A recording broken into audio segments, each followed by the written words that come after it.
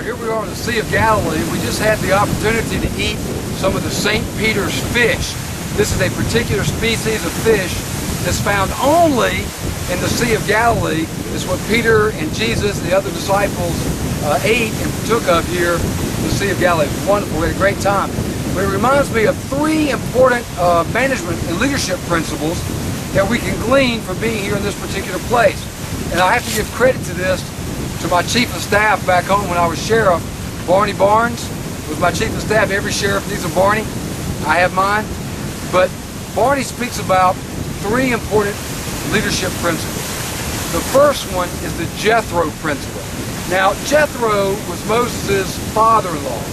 Moses was trying to lead the Israelites, and every time any of them had any disputes, he was trying to judge between them.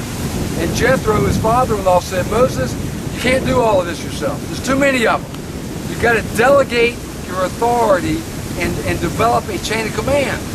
So pick some good men amongst the Israelites, place them in charge of thousands, of hundreds, 50s, and 10s, which if you think about it is sort of like federal, state, local government, and family government, and let them decide these disputes. For those that they cannot be decided that way, then you decide those. But delegate that authority as much as you can. This is an important management principle. You must delegate authority down the line, set up a structure, set up a chain of command. Failure to delegate is failure to lead. So that's the Jethro principle. Set your organizational structure in place. Secondly is the Solomon principle.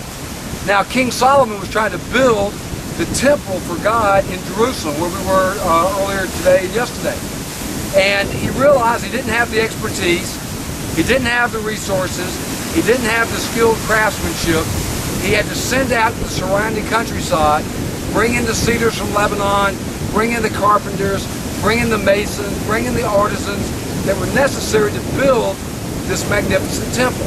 So he had to recruit, he had to train, and he had to equip. Failure to recruit, failure to train, failure to equip. These are leadership failures. So we had to bring the people in to fill up this organizational structure he had put into place. That's the Solomon principle. The third principle is the Peter principle. Now you may have heard it said that the Peter principle means that you'll be promoted to the highest level of incompetency.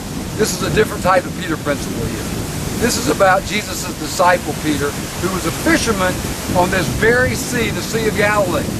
Now, once you've got your organizational structure in place, the Jethro principle, once you've recruited all the people, the necessary skills, resources, equipment, and training, the Solomon principle, once you get those two in place, then you can go fishing.